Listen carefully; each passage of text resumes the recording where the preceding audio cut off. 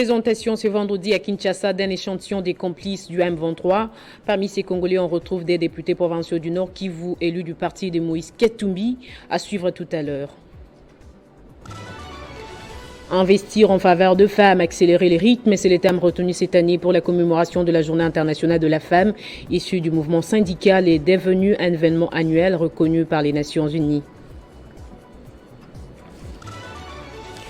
Élection des sénateurs et gouverneurs, c'est ce vendredi que se clôture l'opération des dépôts des candidatures. Les scrutins pour l'élection des sénateurs est fixé au 21 avril 2024. Alors que plusieurs organisations et personnalités publiques réclament sa libération, pendant ces temps, les ministères publics requièrent 20 ans de servitude pénale contre le journaliste Stanis Boujakira, accusé de faux et usage de faux et propagation de faux bruits dans l'affaire de Chéribin Okende. Détail dans ce journal. Le journal sur Télé 50, ravi de vous retrouver pour vous informer. On ouvre avec cette nouvelle. Les renseignements militaires ont présenté ce vendredi à Kinshasa un échantillon des complices du M23 arrêtés au Nord Kivu. Ils sont tous congolais, parmi eux des députés provinciaux du Nord Kivu, élus d'Ensemble pour la République, mais aussi un motard qui servait des transporteurs des recrutés. Ils ont été convaincus par des promesses des postes une fois la victoire acquise par le M23 Rwanda. D'après le général Sylvain Ekenge, qui présentait à la presse ces individus, ceci est une nouvelle preuve que l'infiltration et l'espionnage rwandais dans cette guerre d'agression est une réalité. Parmi les personnes interpellées, tous basés à Goma, l'on compte 2 députés provinciaux du Nord Kivu, un conseiller au gouvernorat et même un motard qui servait de transport aux jeunes recrues du M23 RDF au quotidien.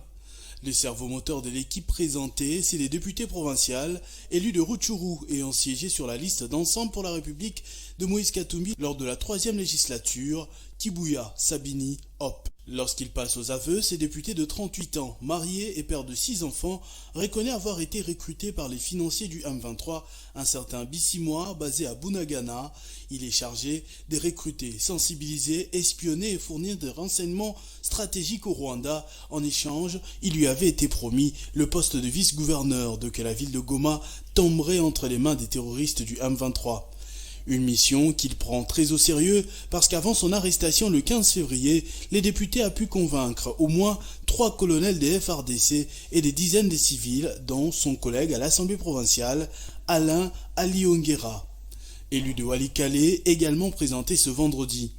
À côté d'eux, un motard qui a la charge de conduire les jeunes recrues jusque dans les rangs des M23 et un conseiller du gouvernement provincial du Nord Kivu, la cinquantaine révolue, justifiant sa trahison par le fait que sa communauté ne serait pas représentée dans les institutions actuelles. Un cas d'exception parmi les personnes interpellées, le chargé de communication du Mwami de la chefferie de Bahavu-Kalehe, faute de preuves, pour les accusations mises à sa charge, il a été ramené chez lui au Sud Kivu. Tous les autres ont été appréhendés grâce au travail des services d'intelligence de la RDC et la collaboration de la population avec des preuves dans leurs différentes communications par exemple. Au terme de cette présentation, ils ont été transférés à la justice pour répondre des accusations de haute trahison, de collusion avec l'ennemi, de participation à un mouvement terroriste et d'association des malfaiteurs. Restons au Nord Kivu où l'Université de Goma alerte la communauté nationale et internationale sur les risques qui courent des milliers de déplacés des guerres installés au site de Nzulo et de Bulengo dans la partie ouest de la ville de Goma. Depuis les récents déplacements de population fuyant la guerre du M23 RDF, 11 déplacés ont déjà trouvé la mort suite au gaz appelé Mazuko selon l'Observatoire volcanologique de Goma OVG. Une annonce faite à l'occasion du lancement des activités dédiées au mois de mars dans la ville volcanique des cafés scientifiques de l'Université de Goma sous les thèmes les risques liés au Mazuko dans les cas des déplacés de Goma. Ces cafés scientifiques à l'École supérieure de volcanologie, de gestion des risques et des catastrophes lancés par l'Université de Goma visent à appuyer la dynamique des recherches au sein de cette alma mater par le renforcement de capacités des unités de recherche et des jeunes chercheurs. À cette occasion, le professeur Juste Yamoneka, qui est chargé de coopération de l'UNIGOM, a alerté les autorités sur le danger que courent les déplacés de guerre suite au phénomène Mazuko. Nous avons voulu aujourd'hui alerter la communauté nationale, internationale, la société civile sur les risques auxquels les déplacés sont dans les camps de Boulengo, les camps de Nzulo, ainsi de suite, les risques auxquels ils sont confrontés liés au mazout. C'est pour que nous puissions ensemble réfléchir sur les solutions à apporter. Premièrement, d'abord, ça serait par exemple d'identifier ou de réviser un peu la cartographie de ces sites où se trouve le Mazoukou dans la ville de Goma et ses environs. Docteur Blaise Mafouko, qui est le directeur de l'École supérieure de volcanologie, de gestion des risques et catastrophes de l'Université de Goma, a souligné que cette institution est en train de jouer son rôle pour comprendre certains phénomènes à travers cette alerte. L'université a 3 missions. Celui d'enseigner, de faire la recherche, mais aussi de service à la communauté. Et c'est de notre mission, à chaque fois que nous avons un problème au niveau de la communauté, d'alerter la communauté. Rappelons que c'est dans le cadre du programme de renforcement des capacités de recherche en sciences sociales en Afrique francophone que ce projet de renforcement institutionnel des capacités administratives et de recherche de l'Université de Goma, en sigle Ricard Unigom, a été financé. Dans l'actualité également, le ministère public vient de requérir 20 ans de servitude pénale principale contre le journaliste Stanis Boujakera, correspondant du Jeune Afrique à Kinshasa, en détention depuis le 8 septembre. Il est poursuivi notamment pour faux et usage de faux et propagation de faux bruits. Son arrestation est intervenue à la suite de la publication le 30 août 2023 d'un article sur les sites de Jeune Afrique sur les circonstances de la mort de l'opposant Chéribin Okende. Cet article mettait en cause le rôle qu'aurait joué les renseignements militaires dans la mort de cet ancien ministre de Transport, en citant une note attribuée à l'Agence nationale des renseignements. Alors que le journaliste n'a pas signé l'article, le ministère public estime qu'il l'a fabriqué avant de l'avoir diffusé en premier sur les réseaux sociaux. Plusieurs organisations et personnalités publiques réclament la libération de Stanis Boujakera, connu pour son professionnalisme. La Commission électorale nationale indépendante informe les partis et regroupements politiques ainsi que les candidats indépendants que la clôture de l'opération des dépôts des candidatures aux élections des sénateurs, gouverneurs et vice-gouverneurs de province intervient ce vendredi dans toutes les provinces concernées et la campagne électorale pour l'élection des sénateurs est prévue du 17 au 19 avril 2024 et le 21 avril, c'est le jour du scrutin pour l'élection des sénateurs. Dans une atmosphère de fête et d'optimisme, Jean-Marie Bamporiki Manegaba a marqué l'histoire politique du Sud-Kivu en déposant sa candidature en tant qu'indépendant pour les postes de gouverneur. Ce vendredi matin, ses partisans se sont rassemblés en masse, débordant d'enthousiasme et d'espoir pour l'avenir. La procession a débuté à la salle Marie-Claire, où les chants de joie et les acclamations ont servi des bandes-sons à cette journée mémorable. Les rues de Bukavu se sont transformées en une marée de couleurs avec des calicots à la main, proclamant le soutien indéfectible à leur leader. Les slogans et le message de soutien résonnaient, témoignant de la popularité et de la confiance que les citoyens placent à Bamporiki. L'arrivée au bureau de la CENI a été le point culminant de cette manifestation de soutien. C'est avec une fierté évidente que le mandataire de Bamporiki Namegabe Jean-Marie a officiellement déposé les documents des candidatures. Ces gestes symbolisent le désir de Bamporiki de promouvoir une gouvernance transparente et inclusive.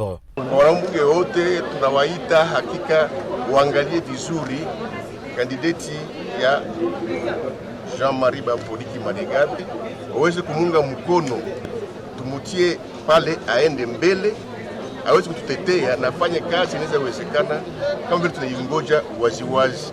Tuko nyuma sana barabara ya hii yake na pita 5, hakuna kitu vraiment kilionekana waziwazi juu ya maendeleo ya province yetu. Kwake yeye tunajua kama anakuja, anajua mambo yote ya province ya Sud Kivu. Mtoto wa Bukavu anaweza tusaidia kwa magumu yote mbalimbali. La candidature de Bamporiki est perçue comme un vent de changement, promettant une approche novatrice et indépendante de la politique. Alors que la campagne électorale s'annonce, les yeux sont rivés sur Bamporiki, un candidat qui pourrait redéfinir le paysage politique du Sud Kivu. Jean-Claude de l'Union pour la démocratie et le progrès social Lubumbashi, colistier avec Madame Mireille Nkunda Lupandula, a déposé ce 8 mars sa candidature au poste de gouverneur de la province du Haut-Katanga. La population lushoise et les militants des partis politiques membres de l'Union sacrée de la nation ont accompagné Konfwa Kimamba jusqu'au siège de la Commission électorale nationale indépendante pour qu'il dépose sa candidature. Dernier jour de dépôt des candidatures pour l'élection de gouverneur et vice-gouverneur dans la province du Haut-Katanga. Ce vendredi 8 mars 2024, une candidature s'est ajoutée sur les autres déjà déposées à la CENI. Il s'agit de celle de Konfwa Kimimba Jean-Claude de l'UDPS Lubumbashi, colistier avec Madame Mireille Nkunda Lupandula. Tout est parti de l'avenue Roué, coin Lubilanchi, non loin de la paroisse Regina Mundi du collège Imara, en passant par l'avenue Kimbangu, pour atterrir au BRTC de la CENI Lubumbashi. Ne voulant pas laisser le candidat seul, s'est dirigé à la CENI, le Louchois et quelques membres des partis politiques, membres de l'Union sacrée de la nation au Katanga et des structures d'appui aux actions de Jean-Claude Konfwa Kimimba se sont mobilisés pour prouver leur attachement à celui qu'ils ont surnommé la confiance du chef de l'État. Chants et cris de joie au rythme de la fanfare, voilà l'ambiance qui a caractérisé cette journée.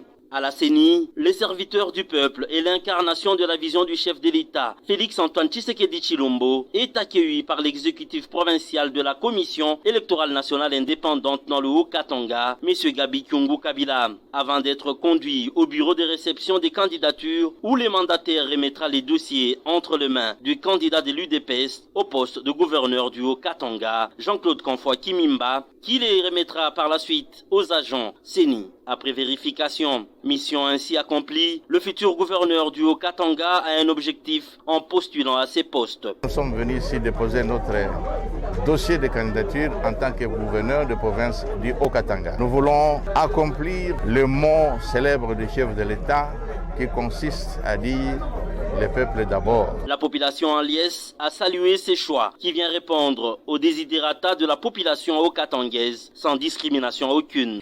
La plénière de l'Assemblée provinciale de Kinshasa a examiné ce vendredi les rapports de la commission spéciale chargée des suivis des dossiers des chefs coutumiers à Copté. Cela s'est déroulé dans une atmosphère sereine. Sur 4 chefs coutumiers, 2 seulement ont été cooptés et les 2 autres ont vu leur dossier être renvoyé au ministère de l'Intérieur et à la Commission électorale nationale indépendante.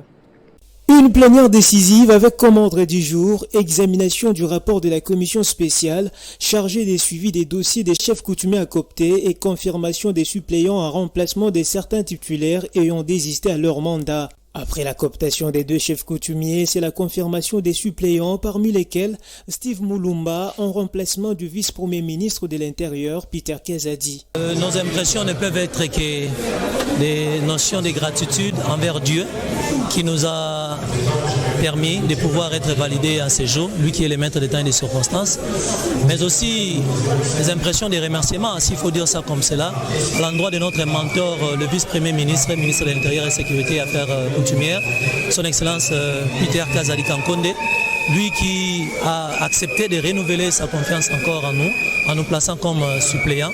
Et aujourd'hui, à cause de son incompatibilité, nous nous voyons obligés d'assurer les sièges qu'il a laissés ici à l'Assemblée provinciale. 2 chefs coutumiers cooptés et 2 autres et leurs dossiers sont transférés au ministère de l'Intérieur et à la CENI. La journée du 8 mars n'est pas passée sous silence en République démocratique du Congo. À Kinshasa comme à Goma, l'on a commémoré la femme congolaise dans une attitude de deuil suite à l'agression dont est victime la République démocratique du Congo. Un culte d'action de grâce a été célébré à Kinshasa dans une attitude de deuil en hommage à la femme congolaise victime de l'agression rwandaise. C'était en présence du chef du gouvernement Jean-Michel Samaloukonde et de quelques ministres.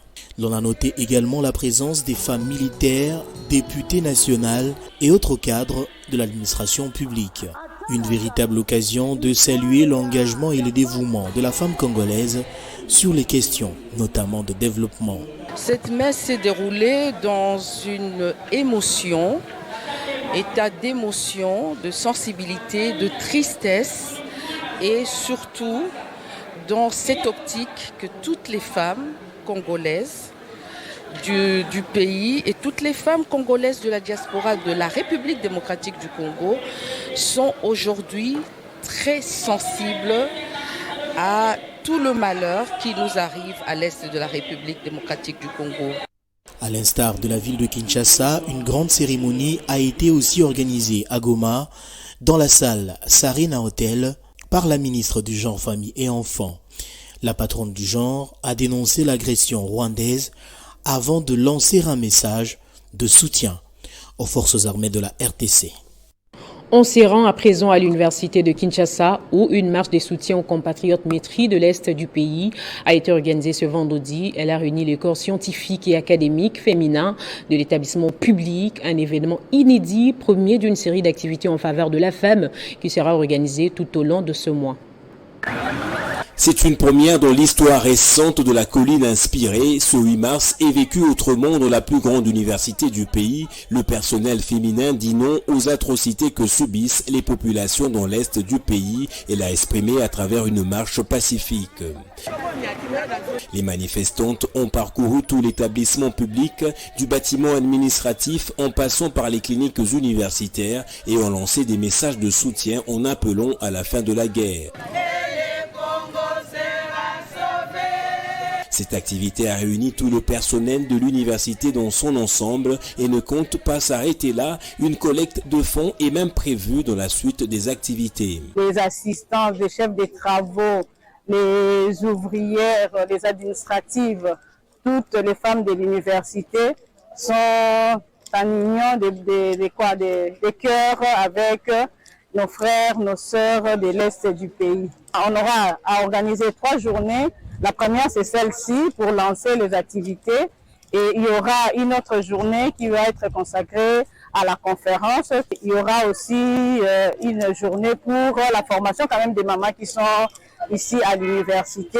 Et à l'issue de la conférence, toute la collecte que nous ferons, nous mettrons ensemble pour soutenir nos frères et sœurs de l'Est. Il s'agira donc d'organiser dans le prochain jour des activités pour assurer l'épanouissement de la femme et en favoriser l'inclusion. Dans ce cadre, l'université de Kinshasa se positionnera comme pionnière dans la promotion des droits de la femme au milieu universitaire. Rendons-nous à présent dans le Haut-Katanga où les femmes soutiennent la candidature du gouverneur sortant, Jacques Kabula Katoué. Ce ticket validé par l'Union sacrée de la Nation a obtenu la bénédiction des femmes Basanga qui se considèrent comme ses propres mamans. Les femmes de l'association culturelle Basanga Langukai de la cellule Ateba Mama se sont réunies cette semaine. Occasion pour elles de féliciter les fils et filles de Basanga qui ont pu se faire élire au terme des élections de décembre 2023. En même temps, elles ont félicité le chef de l'État, Félix Tshisekedi, pour sa réélection à la magistrature suprême. C'est cette occasion pour féliciter notre président de la République démocratique du Congo, son Excellence Félix Antoine Tshisekedi Tshilombo, les garants de la nation, pour sa réélection à la magistrature suprême. Nous vous remercions de la confiance que vous avez placée dans notre digne fils, son Excellence Jacques Kabula Katoué Wandani. Dans leur déclaration, elles ont clairement émis le vœu de voir l'actuel gouverneur, à l'occurrence leur fils Jacques Kabula Katoué, poursuivre son travail au Haut-Katanga. Tata Kabula, mwanda lo mwaishile pa poste, mwala kilano ebe namba, Tata Kabula uingila mu vision wenu. Inoketu milombako, konkopesha ikuingila ne Tata Kabula mu vision wenu, mwanda muye pa monanji. Elle rappelle à raison le plébiscite que Jacques Kabula a eu lors de la campagne électorale à la place de la Poste, en présence du président de la République lui-même. Parce que à la vision, on appelle ça qui est. Les femmes de la dynamique pour la démocratie au Congo, parti cher à Jean-Marie Nguele Photo, ont aussi célébré cette journée dans la méditation pour partager la douleur que subissent les femmes dans l'Est de la République démocratique du Congo suite à la dégradation de la situation sécuritaire. La journée du 8 mars 2024 marque ainsi un tournant décisif dans la lutte pour la reconnaissance des droits de femmes dans le monde en général. La RDC, quant à elle, a décrété une journée de la célébration des droits de femmes à un moment de méditation pour partager la douleur que subissent les femmes dans l'Est suite à la dégradation de la situation sécuritaire. Ainsi, la dynamique pour la démocratie au Congo, DDC, se pose comme un cadre indiqué pour la pratique d'une réelle démocratie au sens large du terme, en mettant un accent particulier sur le respect des droits de l'homme dans un volet de droits de femmes, indique Françoise Balondé Kabea, secrétaire nationale chargée du genre et famille au sein du secrétariat général de la dynamique pour la démocratie du Congo. Malheureusement, c'est encore avec une profonde tristesse que nous célébrons cette année la Journée internationale de la femme. Depuis bien longtemps, nous assistons avec indignation au déni flagrant des droits de la femme congolaise, violentée dans sa chair et dans son âme, dans la partie est de notre pays, sans assistance ni aide conséquente. Les institutions humanitaires habilitées à prendre en charge pareille situation éprouvent d'énormes difficultés. Sous un regard impuissant, le gouvernement, pour sa part, n'est sur aucune initiative efficace pour pallier à cette horrible terreur que vivent les femmes de l'Est, aussi bien dans des zones en conflit, ainsi que dans les camps des déplacés. Cette activité a connu la participation de l'épouse du président national de la DDC, Madame Annie Ingele, et des secrétaires généraux, présidents provinciaux et les hauts cadres du parti. Pour rendre l'utile à l'agréable, les femmes présentes à ces assises ont bénéficié de pannes offerts par la secrétaire nationale Françoise Balondé Kabea. Les femmes membres de la dynamique du ministre d'État et ministre des Infrastructures et Travaux publics, Alexis Gisaro, Mouvouni et celles d'autres coins du Sud Kivu n'ont pas fêté ce 8 mars 2024. Elles ont décidé de descendre dans les rues à travers la province pour dénoncer ce qui se passe dans la province voisine du Nord Kivu et dénoncer les silences complices de la communauté internationale. Elles ont pavané sur l'artère principale de la ville d'Uvira. Les femmes membres de la dynamique chère Alexis Gisaro Mouvouni, ministre d'État et ministre des Infrastructures et Travaux publics. Des noirs vêtus en signe de deuil, ces femmes ont marché pacifiquement pour dénoncer les viols et diverses violences dont sont victimes les femmes et jeunes filles des suites de l'agression rwandaise dont est victime la RDC dans sa partie Est, mais aussi apporter leur soutien indéfectible au ministre bienfaiteur Alexis Gisaro. Même ambiance en ville de Baraka. Nous vous disons merci car vous êtes un père, vous êtes rassembleur et vous avez montré de l'amour envers nous. Un 8 mars particulier à Bukavu, pas pour fêter mais pour compatir avec toutes les femmes faisant face à plusieurs exactions. Scandant tout au long de la procession, des chants pour exiger la paix, ces femmes et certains hommes épris de la promotion des valeurs positives veulent la cessation des hostilités à l'est du pays. Au gouvernorat des provinces, elles ont été reçues par le gouverneur intérimaire, Marc Malago Kashekere, qui a promis de transmettre leur mémorandum acquis des droits. Wamama wote wenye liko ngambo ya agano kwa kuko maafa za vita, mjue kama serikali inasimamiwa na mkuu wa nchi iko napiganisha usiku na mchana kutuma msaada, kusuma wajeshi, kutuma watu wote gisi wale wamama nao wapate amani kwenye wako. Cette date consacrée aux droits des femmes a été célébrée sous le thème national « Accroître les ressources nécessaires en faveur des femmes et des filles dans la paix pour un Congo paritaire ». En marge de cette célébration, la Fondation Keren Tendai a procédé à la clôture des formations en coupe et couture qu'elle a organisées et remise des brevets aux lauréats, cela au bénéfice de plusieurs mamans dont la commune d'Engaba suivait. S'inscrivant dans la logique de travailler pour le développement de la République démocratique du Congo en s'investissant efficacement sur la femme, Karen Tendai, coordonnatrice de la fondation qui porte son nom, a clôturé officiellement la formation en coupe et couture, débutée depuis un moment au bénéfice des plusieurs dizaines de femmes dans la commune d'Engaba. Maman Atikate a continué. Kokenangoti na suka, lokola biso tozali lokola première édition, bato baroya pe na sima. Karen Tendai se dit satisfaite d'avoir réussi à donner à ces femmes un outil porteur d'une valeur ajoutée dans la société. Je suis vraiment fière de ces mères célibataires parce que l'objectif, c'est premièrement d'abord de les assister et de mettre à leur disposition un métier, plusieurs métiers, en telle sorte de favoriser leur autonomisation. Et du coup, je suis très très contente de voir ces mères être à mesure de coudre, comme c'était la formation de la coupe et couture. Même sentiment de joie exprimé par la formatrice Jenny Diabona. C'était une très belle expérience de former les jeunes dames, les jeunes mamans, de leur encadrer. Malgré, il ne manque pas de difficultés, mais c'était vraiment une très belle expérience de leur pousser à apprendre les métiers. Ceci n'est qu'un pas pour Keren Tendai. La femme, aux ambitions multiples, continue de s'engager dans la bataille du développement de la RDC. Dans un autre chapitre, l'ancien président du Sénat, le professeur Modeste Bahati Lukwebo, n'a pas cessé de contribuer à la formation de la jeunesse par les biais de l'enseignement. Il a débuté le mardi dernier ses cours à la Haute École des Commerces, ex-IEC Gombe, devant des centaines d'étudiants. Suivez.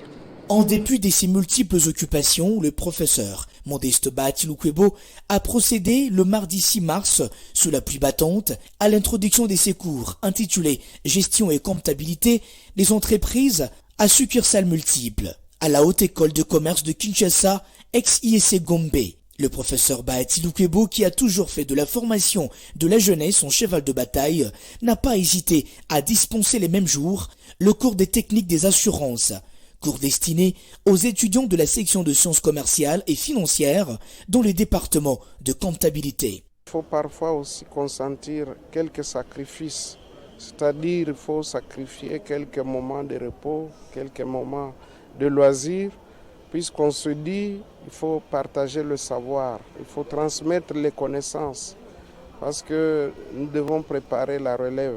Il faut signaler que l'Institut supérieur de commerce vient d'être mué en Haute École de Commerce. Elle vise une formation beaucoup plus solide pour bien servir les entreprises en mettant à leur disposition une main-d'œuvre de qualité.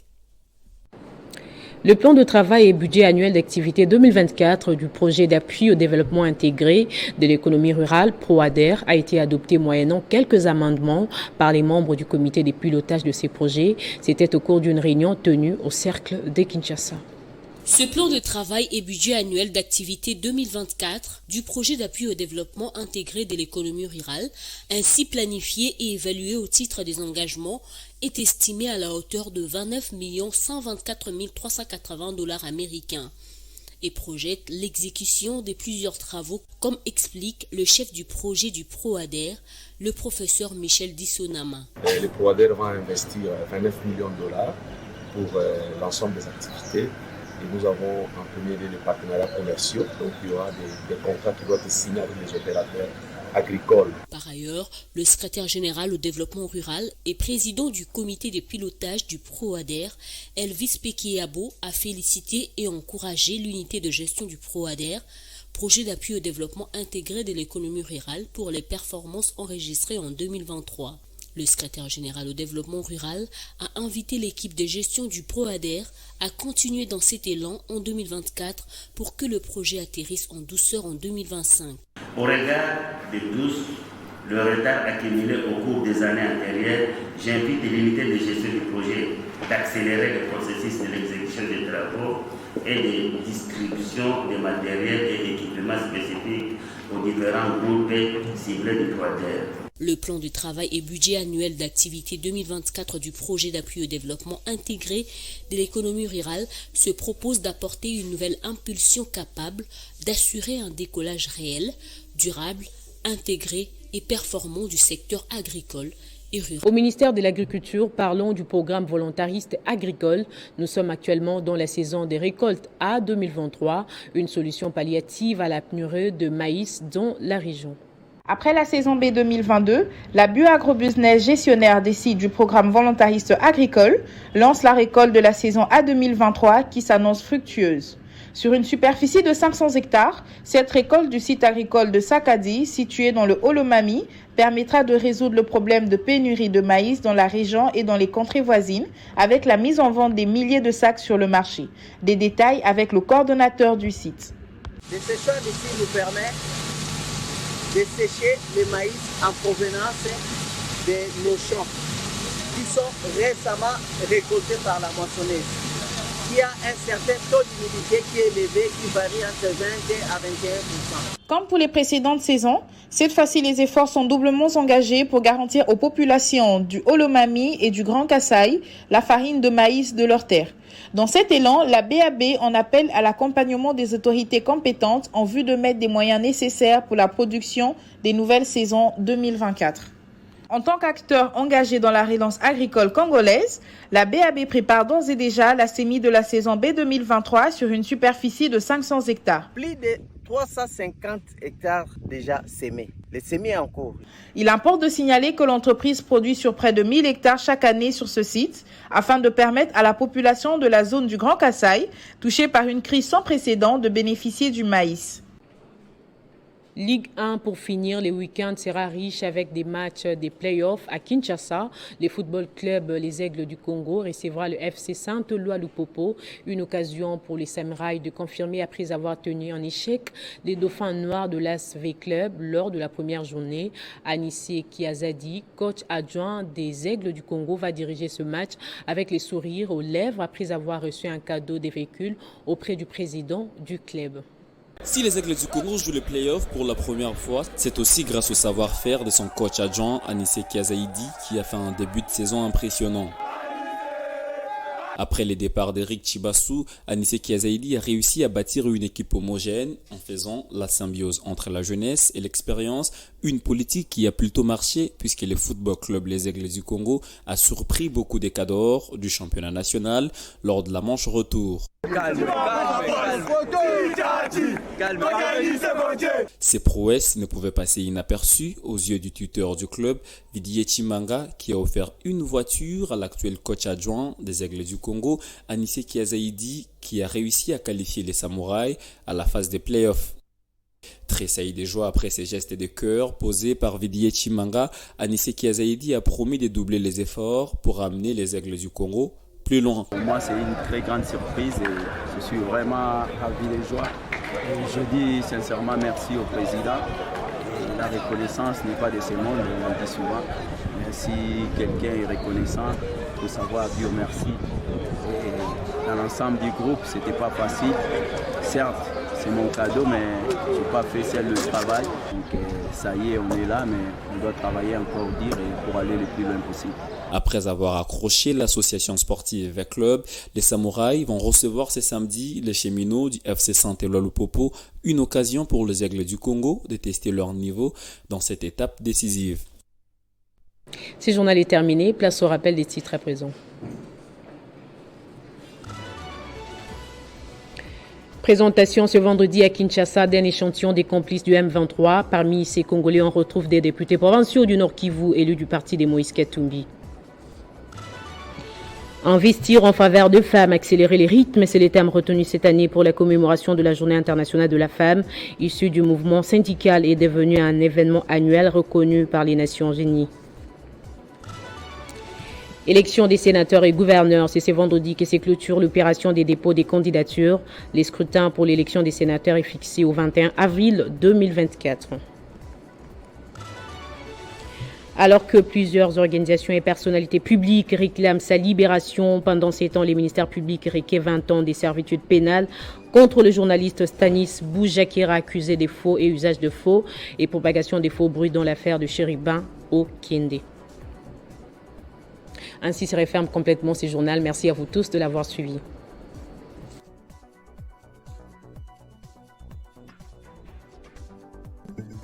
Retrouvez toute l'actualité en continu sur www.tele50.cd. Office congolais des contrôles. Message des Madame les directeurs généraux adjoints de l'Office congolais des contrôles à l'occasion de la célébration de la Journée internationale des droits des femmes, édition 2024. Mesdames les agents et cadres de l'Office congolais des contrôles, chères dames, permettez-moi, de prime abord, de rendre grâce à Dieu, maître des temps et des circonstances, qui nous offre gracieusement ces jours. En ce jour du 8 mars, où l'humanité commémore la Journée internationale des droits des femmes, nos hommages vont au président de la République, Félix Antoine Tshisekedi Tshilombo, champion de la masculinité positive, qui ne ménage aucun effort pour l'application de l'égalité du genre ainsi que la consolidation de la paix à travers les pays. Dans un monde confronté à de multiples crises qui exercent une pression sur les communautés, la réalisation de l'égalité entre les hommes et les femmes n'a jamais été aussi cruciale qu'aujourd'hui. Garantir les droits des femmes et des filles dans tous les aspects de la vie est le seul moyen de bâtir des économies justes et prospères et de travailler pour un monde juste qui garantit le bien-être des générations à venir. Pour ce 8 mars 2024, l'humanité nous invite à nous mobiliser autour du thème « Investir en faveur des femmes, accélérer les rythmes ». La réalisation de l'égalité des sexes reste le principal défi en matière des droits humains pour l'humanité actuelle.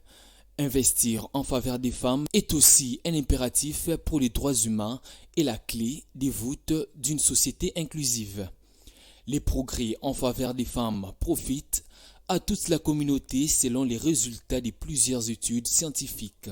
Le 8 mars est une journée de rassemblement à travers le monde et l'occasion de faire un bilan sur la situation générale de la femme. Une occasion de mobiliser en faveur des femmes leur participation à la vie politique et économique. Notre pays, la République démocratique du Congo, se focalise cette année sur les thèmes suivants. Accroître les ressources nécessaires en faveur des femmes et des filles dans la paix pour un Congo paritaire. Quant à l'OCC, nous voulons tout au long de 6 mois réfléchir autour du sous-thème « Promouvoir la parité dans le leadership à l'ère du cinquantenaire de l'Office congolais des contrôles ». Chères dames, agents et cadres, il est temps de nous poser la question de savoir pourquoi le leadership féminin est utile dans notre contexte. Il s'agit d'une compétence à part entière que toutes les femmes de notre entreprise ont intérêt à développer. Le leadership permet à l'individu de s'épanouir dans son travail et à l'équipe d'avancer dans de meilleures conditions. Les femmes leaders constituent un immense atout pour notre office. 5 ans après, la femme de l'Office congolais des contrôles est appelée à travailler d'arrache-pied afin de développer et renforcer son leadership ainsi que de favoriser les savoir-faire au sein de l'entreprise. Comme vous le réalisez, chères dames, il est temps que la femme de l'Office congolais des contrôles fasse un autobilan sur ses performances, ses prouesses, ses progrès, mais aussi ses faiblesses dans ses attributions 50 ans après. Nous devons nous poser la pertinente question de savoir d'où nous venons et où nous allons, afin de nous fixer les nouveaux objectifs à atteindre. Oui, il est temps, chères dames, vous qui êtes évaluateurs des conformités, il est temps, disais-je, d'émettre nos jalons vers le bien-être du peuple congolais dans la mission qui est la nôtre. Je nous invite à veiller sur la qualité du rendu au quotidien. Chères dames, agents et cadres, toutes fonctions et protocoles observés, unissons-nous pour transformer ces défis en opportunités et façonner un avenir meilleur pour tous et pour notre office. Que vive la RDC, que vive les mois dédiés aux droits des femmes, que vive la femme de l'OCC. Je vous remercie. Message signé Christelle Mwabilou, directeur général adjoint de l'OCC.